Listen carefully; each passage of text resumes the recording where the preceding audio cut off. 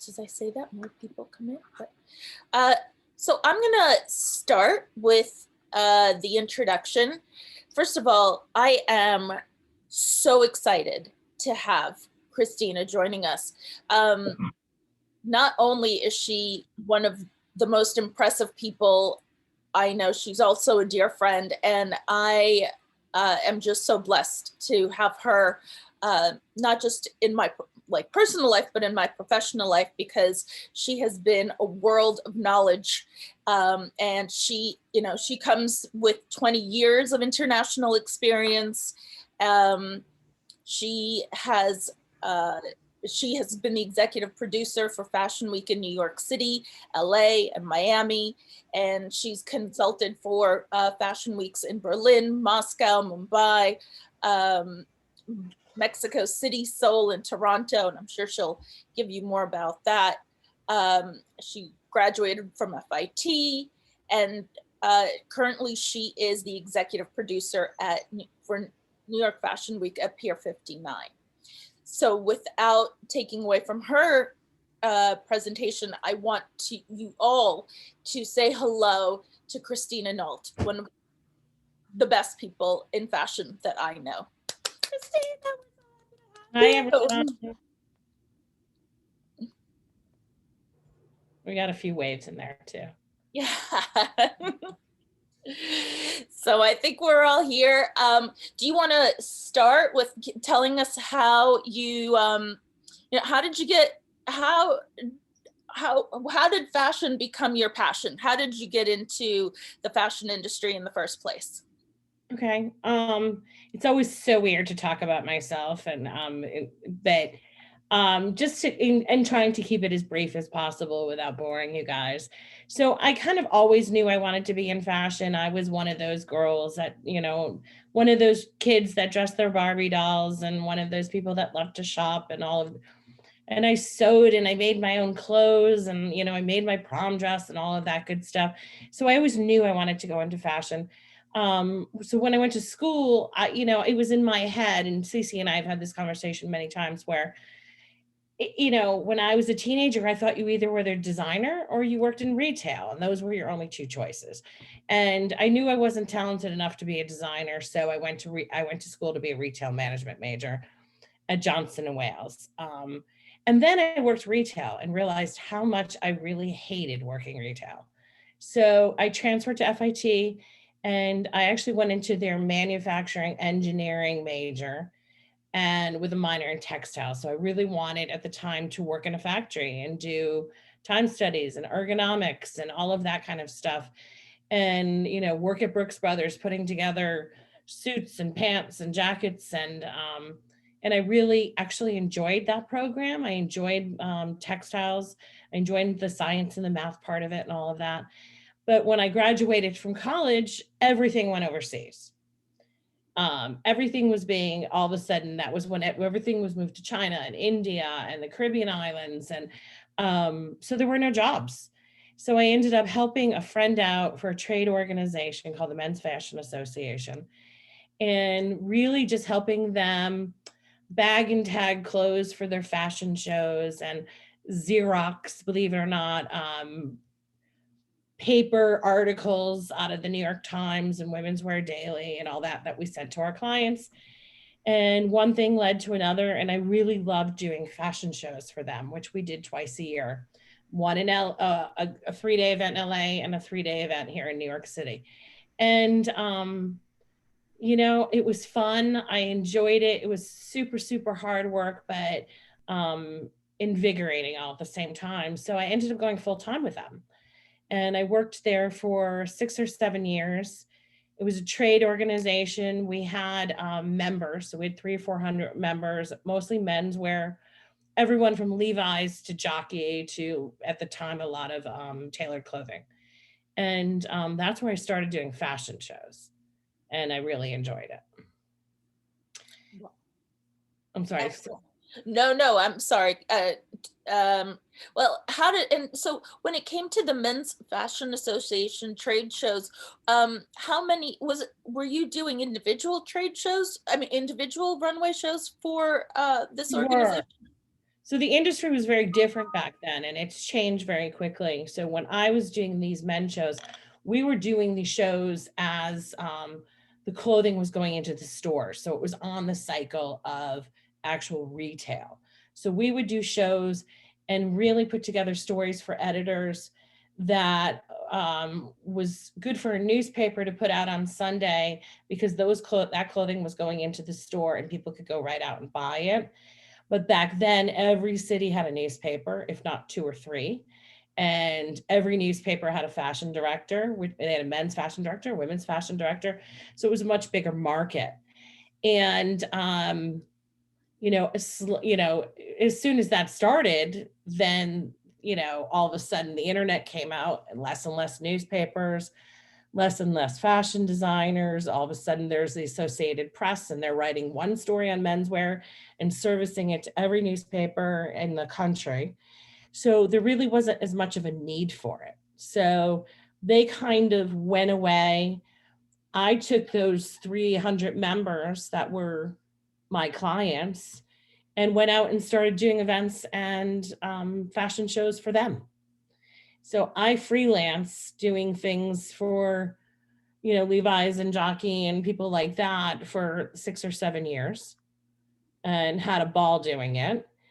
And it wasn't till, as I got into that, I started freelancing with what was Fashion Week, which was the organized, centralized Fashion Week in Bryant Park that had just been organized 5 years before I went on board, managing one of their 4 runway spaces. So for lack of a better term, I was the stage manager that looked after the 20 shows that were in that space, that made sure the lighting was right, that the staging was right, that the power was right, that the heat and the air condition were right. The guests got in, the producer of the individual shows and the PR team knew what they were doing. And so I did that for a couple of years, and then they brought me on board full time. The time it was 7th on 6, to organize and start LA Fashion Week and Miami Fashion Week, I which is where we met. I want to transition into IMG, your position with IMG worldwide. I think a lot of people don't understand that IMG is the company that, really produces all of the shows, like for Fashion Week, or I mean, is the company that is the central company Yeah. that now owns it. So could you give us a little background of, of how that part of the industry works, like that Okay. there. So uh, IMG is a large company. I no longer work there, but I did work there for 12 years. It was the International Management Group. So those of you who aren't so much into fashion, they're an agency that represents most of the elite athletes in the world. So, back then it was Derek Jeter and Serena and Venus Williams, and it was more of a sports oriented company that did big events like the US Open and that big tennis tournament in Miami, and huge events representing the top athletes in the world.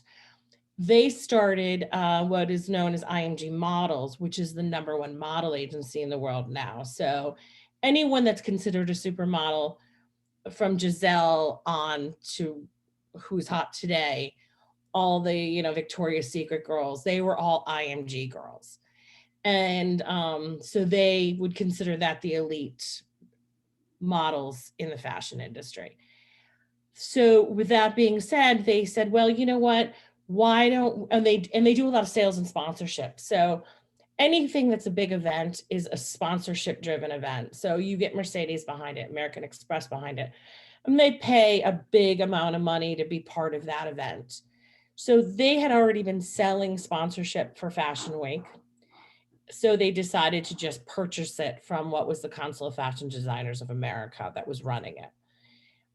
That was kind of when they brought me on board to help run New York, but also start LA and Miami. And we also purchased Sydney Fashion Week. So it was kind of the beginning of the beginning, and it was more of it really kind of started as a partnership with Mercedes-Benz. I mean, have any of you heard of Mercedes-Benz Fashion Week? So that was the title sponsor all around the world. Tokyo, Sydney, New York, LA, Miami. And what does a sponsorship like that cost? that's top secret. Oh, sorry. It differs. It really, I mean, obviously in some place like New York, where you're getting, millions and millions of hits via newspapers, magazines, and social, you're talking seven figures. In smaller markets where it's more regional reach, like LA or Miami, it's more in the six figures. And it goes down. You might have a liquor sponsor that may only pay you 10,000 but gives you lots of product, and there's a lot of hospitality involved in it. So there's a lot of, even though it's not a monetary thing, there is a lot of worth to the partnership. So it sounds like if you were in the middle of juggling New York and LA, and Miami and Sydney, how did you spread yourself through all of these different markets? I mean, what was your daily, what did you do on a regular daily basis? Well, it was handled in several different ways. So I was more or less executive producer of the North American properties.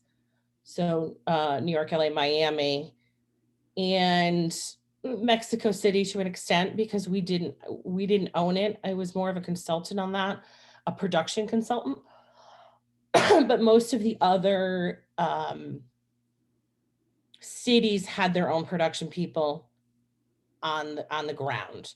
So Berlin and Sydney and Mumbai, India, they all had production people that worked in those markets, because IMG had an office there that handled all of the sports side of things, which is how, like, even Toronto Fashion Week came together, because there was a hockey strike and that office did strictly hockey. And if they are on strike, then those girls have no jobs. So they started the partnership with Fashion Week, selling sponsorships, and then we took it over from a production side. So I didn't necessarily wasn't on the ground over there, although I oversaw like the budgets and that type of thing. And I might fly in a day or two before and stay for the event to kind of say, well, that light's in the wrong place. You need to tighten this up, clean this up, and be more of a figurehead in those markets, and overseeing that that it was the quality that it should be. Sure. But at New York Fashion Week, you and I both know you were basically the goddess of the time slot. So if you wanted to be on the right day at the right time, you really needed to prove it to you, right? Yeah, I You mean, made all the time slots. So how did one it, move up and get into the right time slot? And what was the best time slot? it was truly the worst part of my entire career, doing time slots for fashion shows. And how many fashion shows were there at in the height of it? In the peak, when I moved Fashion Week from from Bryant Park to Lincoln Center, we were doing 90 fashion shows in 4 venues over 8 days. Wow. So there's no good or bad time slot. It really depends on the designer. So, you're grandfathered into a time slot. So Carolina Herrera shows every Monday at 10 a.m. That's her time slot. She's been showing there for 30 years. No one would dare go on it. Badgley Mishka, Thursday at 10. Anna Sui, Monday at 6. There is a framework that always was there. And then you would have to try and fit. No one wanted to show at 9 a.m., of course. But sometimes that's where you have to start, is 9 a.m. because it's your first season, and that's when the smallest venue is available. and you just have to bite the bullet and do it. And then as you grow and as maybe designers drop out or they go off site, then you can kind of fit in between. And, that was all in conjunction with, at the time, Ruth Finley, who owned the fashion calendar. And if you ever want to watch a great documentary, there's a document, she's since passed, but there's a documentary out called Calendar Girl. And it just came out this year, and it's really, really amazing. And she started the business in the 50s. She died at 97 last year. And she was a single mother in the 50s of 3 boys in New York City. And it's like an amazing, amazing story. But her and I worked on the calendar, and she would schedule all the offsite shows, and I would schedule all the onsite shows with her, because there was 300 people on the overall calendar, and I was doing 90 of those. So we would make sure that, you wouldn't show Oscar de la Renta and Carolina Herrera in the same time slot, because it's the same market and it's the same models. Models are a huge issue, because, Marc Jacobs had an 8-hour call for his models. So anyone that showed for 8 hours before Marc Jacobs could never get any of the big girls. So it's just a huge domino effect. Let's talk a little bit about that. Like, what are some of the, if we have any young designers who are potentially thinking about, showing it in New York at one point, what should they be aware of? Well, there's so much to be aware of. It's a huge, huge monetary investment. I have to say I've crushed a lot of designer dreams over the years, because I don't ever let designers show until they're ready. And just because you've done a collection or two doesn't mean you're ready for a runway show in New York City. Because until you have sales in a store, no one wants to see you, because they just assume you're going to go away next season. So my rules were always at least 2 years in business, at least 2 collections in a store. And I don't mean like, the mom and pop store down the street, like in a real, in a real store, or now it's not not necessarily a brick and mortar store anymore. It could be Farfetched or whatever. And the ability to make it a full year plan. So you don't just do one show. You've got to do a February show. You've got to do a September show. And I usually tell young designers that they should do a couple presentations first, because Vogue and Women's Wear Daily are not going to waste an hour time on a brand new designer, but they'll walk through a presentation and take 10 minutes to see it. So what is that? Can you be more specific about what a walkthrough is? A walkthrough of a presentation. So, it can be anything. It can be models. It can be real people. It can be mannequins. It can be, funky art hanging on a wall, something that's really creative. More creative, the better at this time. Where the editors can really just come in, take a look at that room, take a look at that fabric, maybe even touch and feel the fabric, and then leave. And they spent 10 minutes, but they saw it. Now, if you're going to a fashion show, we all know a fashion show is honestly, it's 12 minutes long. That's all it is. But they have to get there at 3:00. The show doesn't start till 3:25. And it takes 15, 20 minutes to get out of the space. And then they have to go to their next show. So it's an investment of an hour when they have 100 shows to see in 7 days. So if you're not well known, it's a little bit harder to get someone to actually do that. And financially, I know that it's a wide range, but just give us some sort of ballpark figure, some understanding of what is that commitment financially? The age-old question of my life, of my career. It's just not a solid answer. I mean, I've had people who might get a presentation space at Pier 59 for $10,000, which includes lighting and sound and and staff and all that.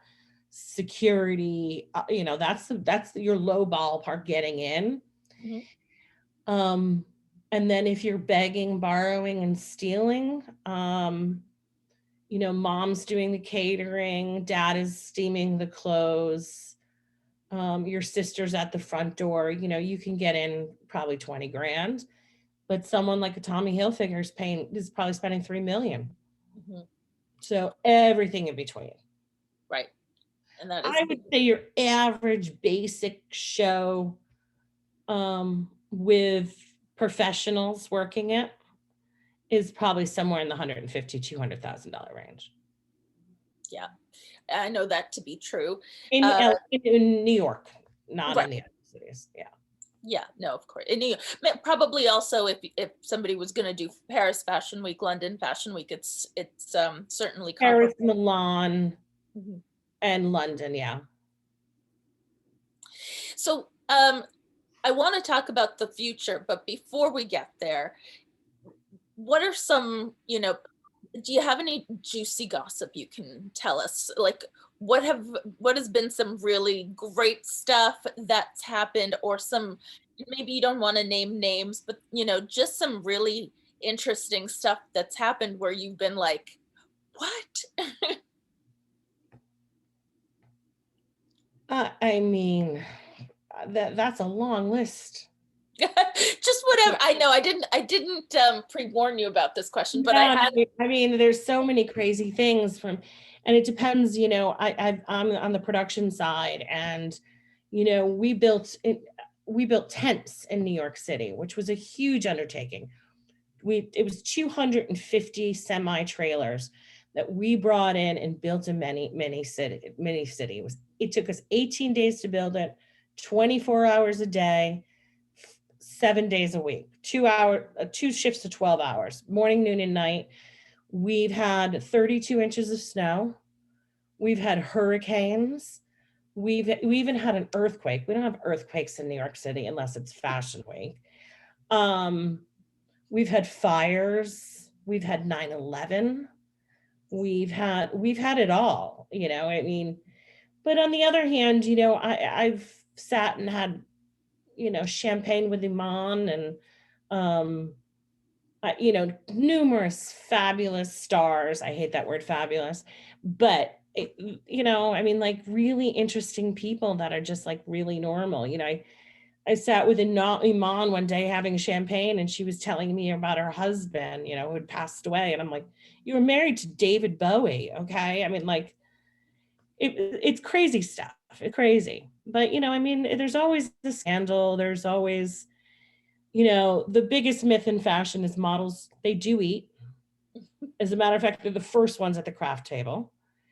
And they're not all on drugs. Most of them are really good girls. That's my myth buster of the That's a fashion. good one. That's a really good myth buster. I know a lot of people don't believe that, but also it's good to realize that as a designer, you pay for those meals backstage for that craft table. Yeah, a lot of money. It's part of the contract. You better be feeding those girls. It is. They might take the bread off, but they really do eat the inside of the sandwich. True.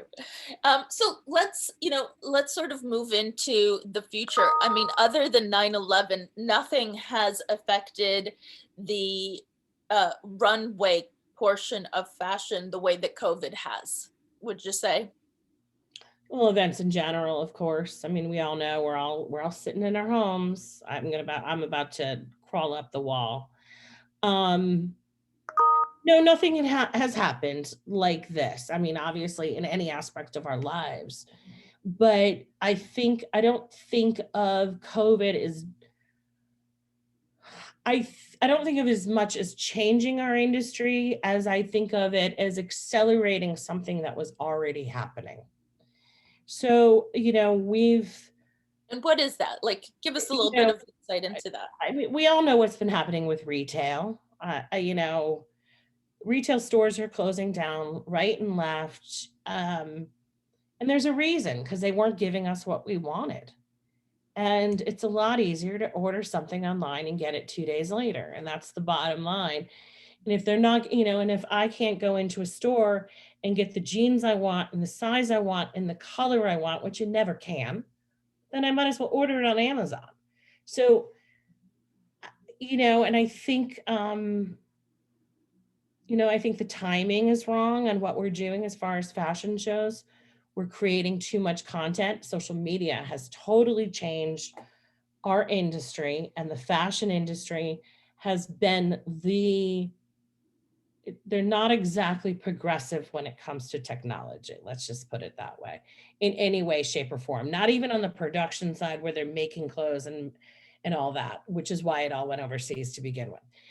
But we're not paying attention to the fact that we do a fashion show and there's 300 cameras creating 300 avenues of content, which we're all eating up on YouTube and Instagram and all of that.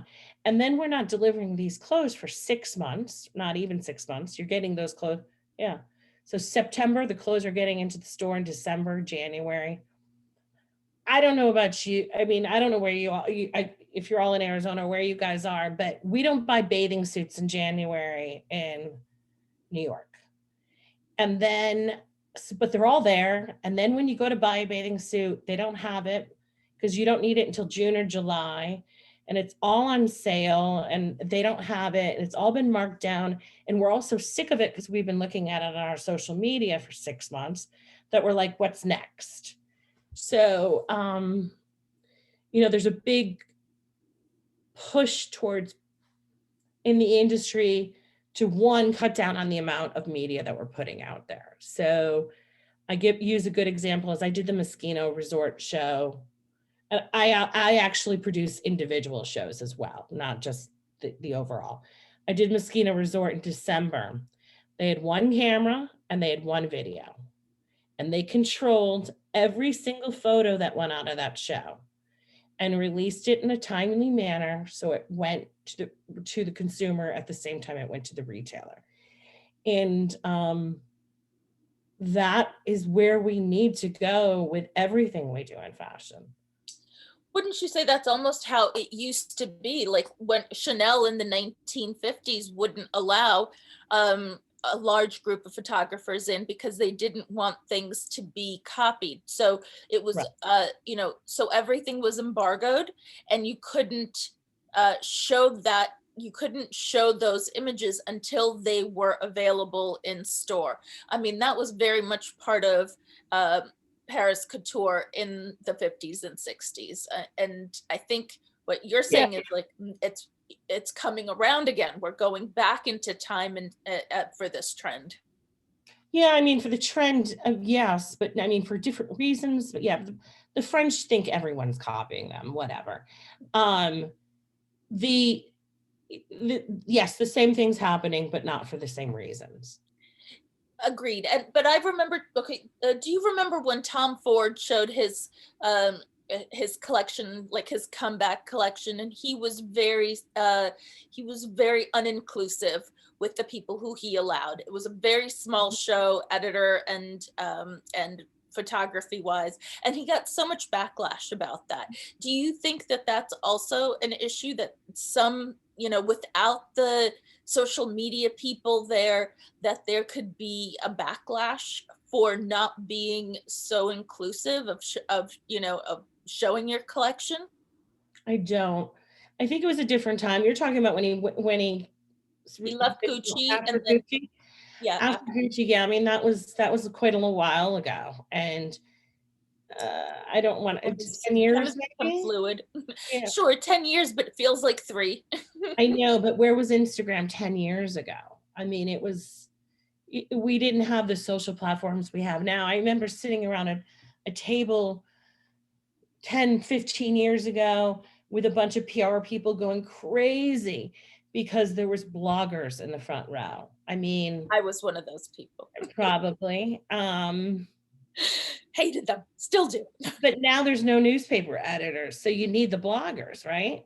Yeah. I think post-COVID, I think it's going to be, I think, and again, I don't think COVID is the cause. I think it was I think it pushed it farther into it. do we really care about influencers in the front row? I don't think it's going to matter anymore. I don't think that people are going to be paying the Kardashians 6 figures to sit in the front row. I don't think people care anymore. It's not important. I think sustainability is going to be a big issue moving forward. I think we're going to see a lot less Uniqlo and H&M. I think even when we do go back to work, we're probably not going back to work 5 days a week. Do we really need a new outfit for every day of the week? No, we need a really nice pair of black trousers that are going to last us 5 years. I think we need to stop filling. I mean, fashion is the worst industry almost in the world when it comes to sustainability and what we're doing to the earth. And just filling, mounds and mounds of garbage dumps with cheap clothing. And I think that this is a good time there's a big push for it here in the US and in New York for it to change and maybe not do these poor designers they're doing 6 collections a year. Do we need 6 collections? We need 2. We need a spring, summer, and a fall, winter.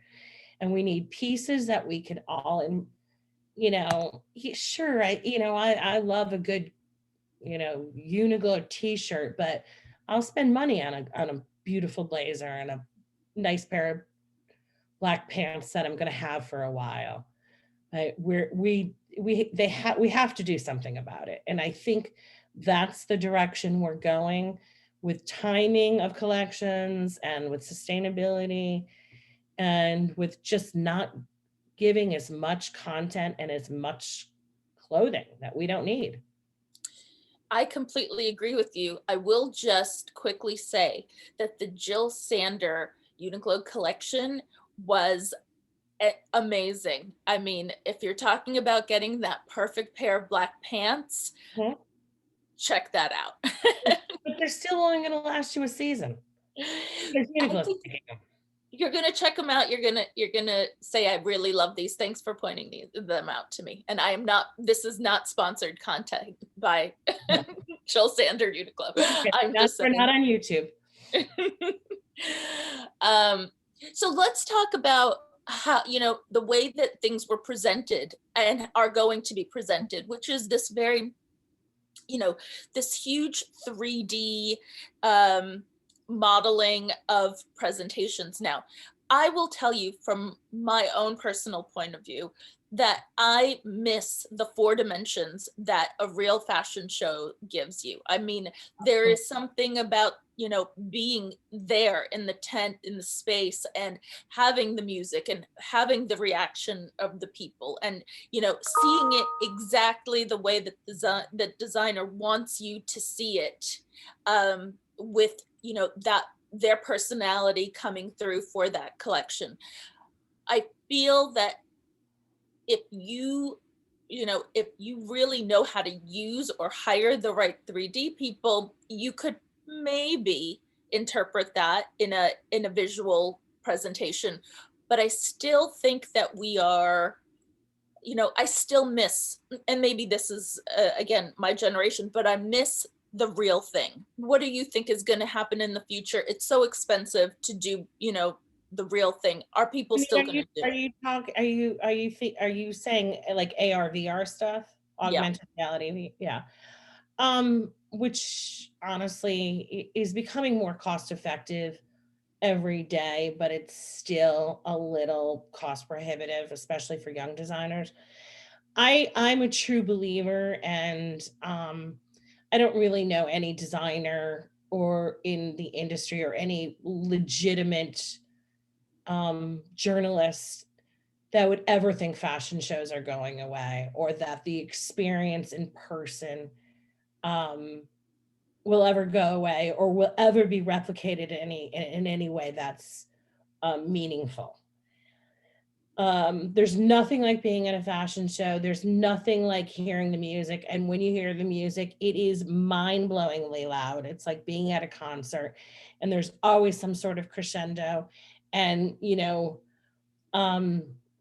there's nothing like seeing the fabric move on a real person who's got beautiful hair and makeup and hot heels, and there's just nothing that will ever be, that could ever take that place.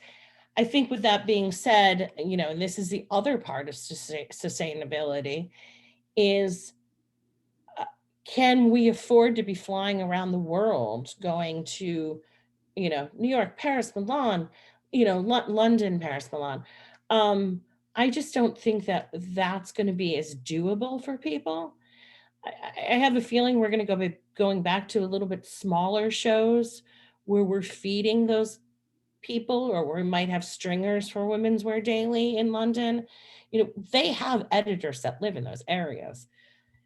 So I think that that'll change. I think economically, I don't know that many people are going to be able to afford to do that, but there's ways of doing it, and there's ways of feeding content where people don't need to be doing as much of that. The Mosquito show that I was telling you about, that was A-listers. We did it at the New York Subway Museum. It was in the trains. They had so every single person, it was 135 people. Every single person was in a front row. Every single person had a seat. And it was Anna Wintour and Grace Coddington, and it was all the A-listers. And I think that's what it's going to end up being. There was no celebrities there. There was none of that. It was people, it was buyers and editors that needed to be there. Mm-hmm. And everyone else can get the content. Right, especially from the PR groups that can push it out there. So I completely see what you're saying. I wonder how again, because we're talking about changing the fashion calendar, and it takes a good 3 months to put together a show, wouldn't you say? So if we're changing the fashion calendar, does that still move? I mean, can we still move to that rhythm, of having all of these shows and being that far ahead, but still making it so that we, have clothing in stores at the right time? Like, do you know what I mean? Like, if we're changing one component, how is that going to affect the runway component? Because it's so much easier to show it virtually if we're going to change the fashion calendar. I think it's a harder thing to do if we're still going to keep the real people fashion calendar. Well, I think that it goes back to, and those of you, the student side, probably. So New York is the first in the fashion calendar, and then everyone goes off to London and Europe and all that. Oh, hold on one second. To everybody there, if you want to start putting your questions into the chat box, then I can, when Christina's ready, I'll start asking questions. Okay, so those of you who don't know, New York used to be last in the fashion cycle. And because the Parisians thought we were copying them all the time, they switched it to be Americans go first. So that's why we're first in the fashion calendars, because the Europeans thought all the American designers were copying them.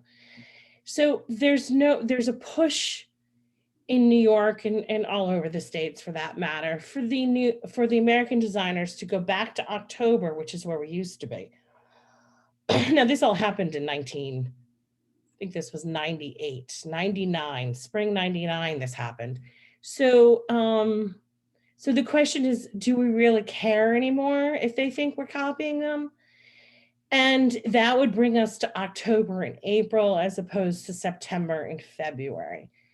And it really doesn't affect production, meaning the actual making of the clothes. I mean, we can have something made even in Italy in a couple weeks. It's technology is very different than it was 20 years ago. Everything is CAD/CAM systems. You already picked your fabric. The fabrics are already done. I don't think that's as big of an issue as it was back then. And then we're sliding that back into the stores. So if we're making in April, then we're getting our fall production in the stores in September, as opposed to, delivering fall in June, July. Who wants a winter coat in June? Excellent point. So it actually, it works better. So yeah, I mean, I'm a big fan of this, of, you know, as are a lot of people. There's a whole website about changing the fashion calendar. So many designers are pushing for it. But let's get back to you. Haley asks, what do you love most about your job? What I love most about it, you know, there's a lot of things I like about it. I mean, it's totally exhausting. We work crazy hours. I think I have an amazing team that I put together over the years. And, you know, I mean, these are the guys that build my tents and, you know, like the silly things that you don't think about behind the scenes. And, you know, everyone from the guys who build my tents and hang my lights, and, you know, I've seen them get married and have kids, and, you know, now their kids are sometimes working the shows. And, you know, I've had an amazing time. You know, I've worked with everyone from, you know, Virgil Abloh to Carolina Herrera. And you know, these are people that are, you know, that I've known for forever and love dearly. um I love when it's over and it's been successful. You know, I mean, I really do. I mean, the hardest event I've ever done in my life, and I've done a lot of them, was that first year we did Miami Fashion Week, Miami Swim, where I met Cece.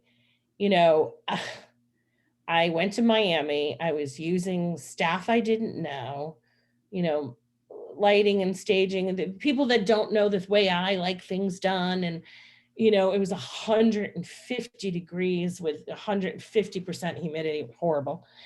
And because we do it in July. July. I know. And, you know, it was, you know, we're on a skeleton crew that, you know, I only have 4 people from my staff down there from New York. And it's hard to do anything for the first time. And I like, and it rains every day at 5 o'clock. I mean, torrential rain. Um, and but it was a hugely successful event. And you know Hugely, what? That first year is still my favorite year. not mine. Well, it was good, but it was tough. So, going with that, who has been your favorite designer to work with during Fashion Week? See, I always avoid this question because it's like picking your favorite child. Not that Yes, yes, we won't tell. I don't have any kids either, but um, I mean, I can't really say that because you know, I have a million designers that are friends, like personal friends. And, you know, I mean, my favorite designers as far as, you know, I don't know. I couldn't answer that question. Could we ask you in reverse, who was your least favorite? Um, no, but there's a few abusive ones out there. Yeah. Okay. They were the worst in LA. Oh yeah. Meanwhile, there's no like IMG run LA Fashion Week now. LA is trying to work itself back to a fashion week, but it's having a hard time. They've been trying for a long time. So what are the main components of producing a memorable fashion show? The clothes. You could produce the most fabulous billion-dollar fashion show, and if the clothes don't, if they don't walk out remembering the clothes, and then it was a failure, an absolute failure. um with that being said, you know, when you're dealing with clothing that's maybe not as much designer ready, you know, like when, you know, I mean, uh, Tommy Hilfiger, I love him dearly, I love him personally, I love what they do there, but it's not fashion forward things. So you kind of need a little of the pomp and circumstance and the fun and the party after, and you need all that to kind of go with that. But he's been doing on the consumer side of things now. So that's one of the few designers like Rebecca Minkoff and Tommy Hilfiger that when they do shows in the last couple of years have been doing in season. So September he shows fall winter, Mhm. and in February he sells spring summer. But it's again, it's a marketing plan. It's not as it's a totally different way of looking at a fashion. It's more consumer driven Right. His is very much so. than business driven. Yeah. What do you have any tips for students who are entering the market? And, two parts of this question. One is if they want to do what you do, and two is just the fashion industry as we know it. Like, any thoughts for seniors? Are you guys all seniors in this class? There's a lot of them, A yeah. lot of seniors? Mhm. Um, I mean, I don't have any major words of wisdoms other than if you're a designer, forget about going out of college and you're going to have a line next year and do fashion shows and be in Saks Fifth Avenue. The best thing you can do is go work for someone else and learn the business. And you can still have creativity. You can still do your own designs on the weekends and at night, but unless you know the business, it's going to be it'll be heartbreaking. You need to know the ins and outs. It's like, opening a grocery store, but you never worked in one. You just can't do it. I think realizing that there's a lot of things out there that you can do in this industry that you may not know about yet. Like, in a million years, I never knew there was someone. How could I have ever known that someone would get paid to produce fashion shows? Like, I never knew that until I actually did it.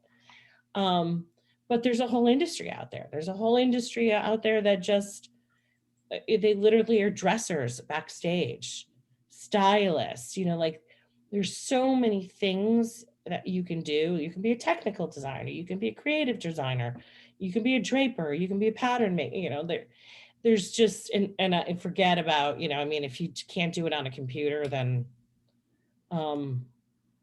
I mean, even my high school kids are doing all of their drawings and everything on computers now. But there's So a lot of this. sorry, so is that the type of courses that you would recommend for people who are looking to go into your kind of position, like a lot of computer? Oh no, my position? Hmm. Um, Again, I don't even know. I guess most people that do production of fashion shows really start out in PR and marketing and events. I mean, I was doing PR at the beginning, Mhm. and I can't remember anyone's name, which is why I got out of PR. Um, but I was really good at planning parties, and I was really good at, just memorizing clothing, what goes in order. It's a lot of work putting a show together. People think that you just put a dress on a model and push her out on the runway. They don't realize that you got to have 22 models in between that girl and the next girl. And it, probably PR, marketing, and events is the best way to get into it. There really isn't an industry for production of fashion shows in the United States other than New York. Few people in Uh, Miami, few people in LA, but not really. right. That's a good point. Yeah. And so if somebody's asking, would you recommend working at New York Fashion Week? So like, um, is that something that I mean, because obviously there are shows that take place outside of IMG produced New York Fashion Week. So do you know, I'm assuming that's the question. Like, do you recommend that people work for New York Fashion Week or? Well, it's a little bit harder than it was in years past, as you and I have talked about. So we used to have a very big volunteer program with New York Fashion Week, and you could volunteer in shifts, but legally we can't do that anymore because of work laws and workman's compensation and insurance laws. You can't volunteer for anything anymore. So internships, if yeah, internships are good. I like this question just because I remember how I was before it was so crazy, before I had the credentials to actually go see a fashion show, and how I would sneak in. But lots of people like to sneak in to Fashion Week. How does security keep shows exclusive? Well, when you were doing it was It was before like, we scanning for barcodes.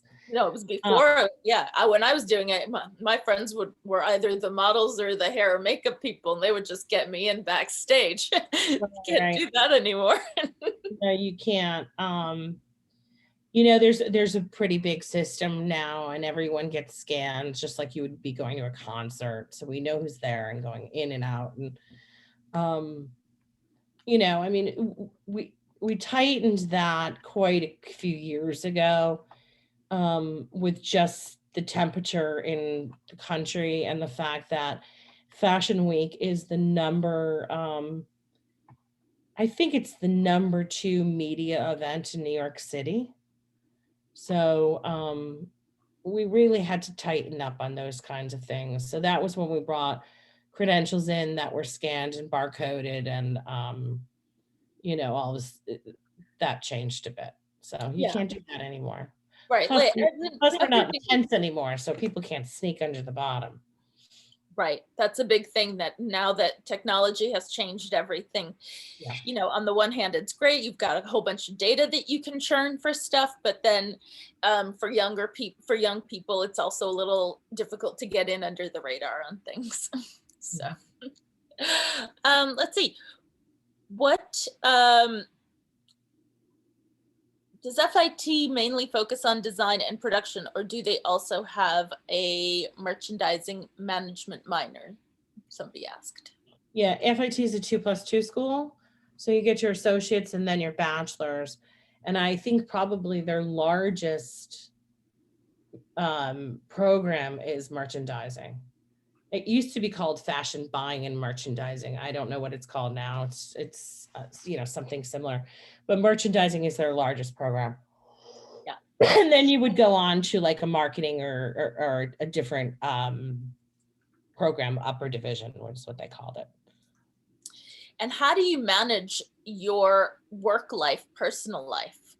Like this is maybe like a two-parter. Somebody was asking, how do you stay calm under pressure?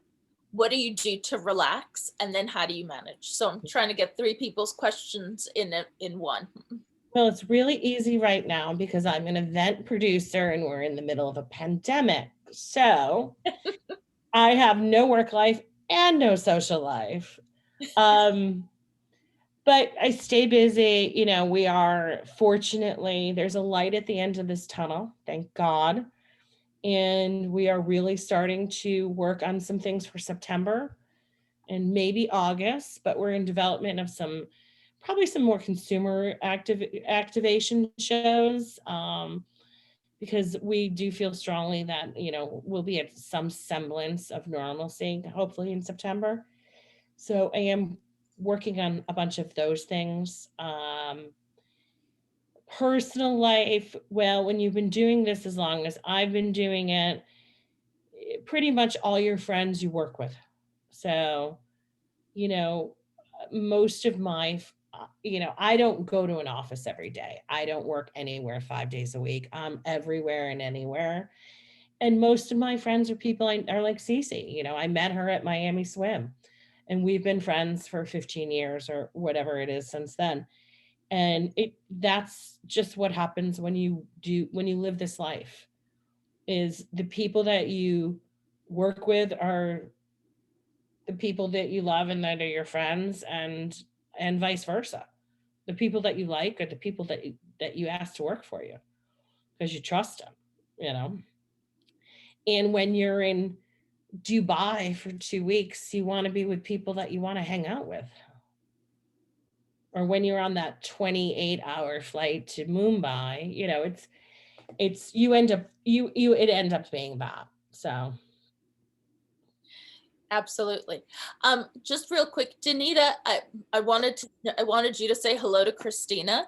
Danita is the director of the fashion program, and one of the most and again, one of the most amazing people I know in fashion. So I'm so happy that you two have a chance to at least say hello via Zoom. And Dania, did you have any questions for Christina or anything? Well, first of all, thank you. This is just, we're all riveted. I just really appreciate your time.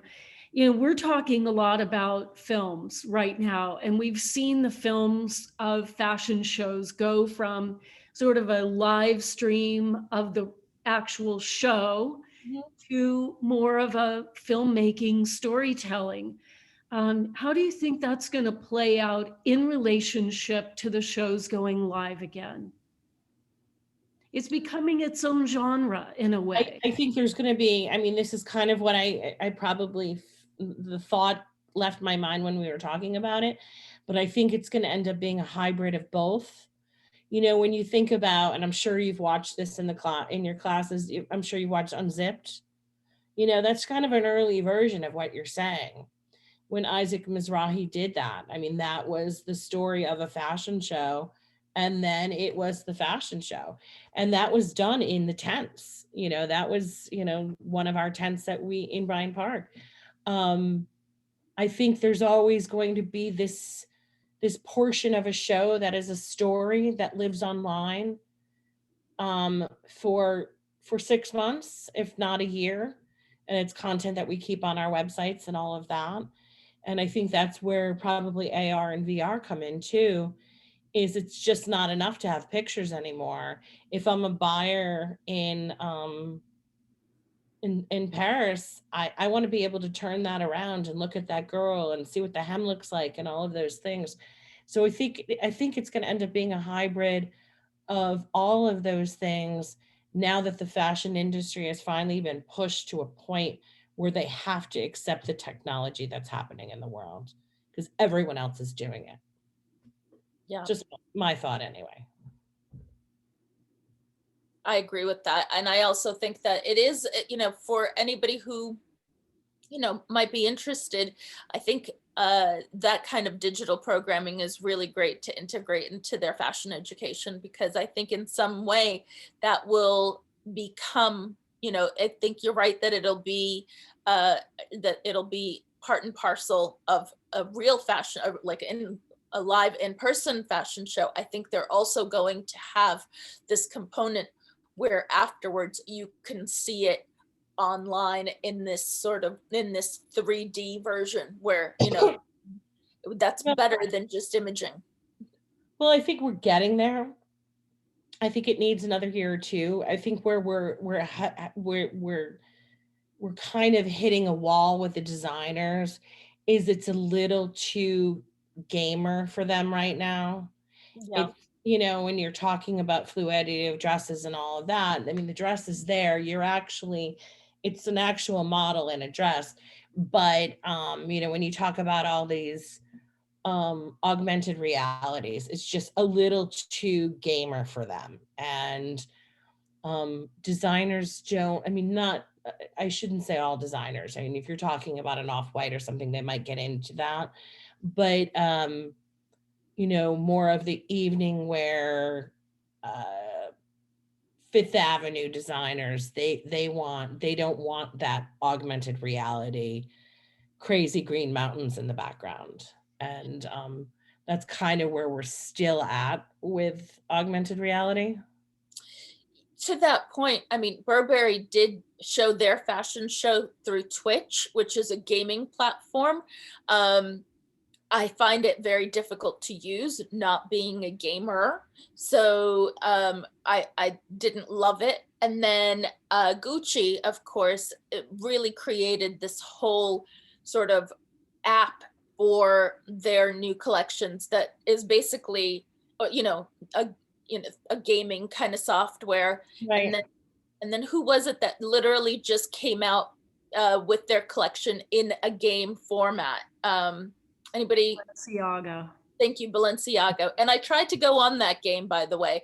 And again, not being a gamer, I had a really difficult time with it. So they need to, you know, while I get the interest in showing that way, I think they also need to understand that people of our generation, not you young children, but my Christina Danita's, we might not, and we could be the buyers. We're the same age as a lot of those buyers. We might not have the wherewithal to. Well, there's two things. I don't think we're their target market for some of that, like, North Face and Gucci, we're just not their target.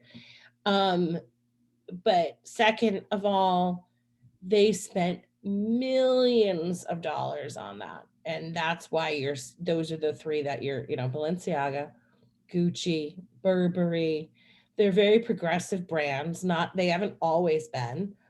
They've done a good job, especially Gucci in the last couple of years. But, they're going after that age group, which I don't even think is almost as young as these guys.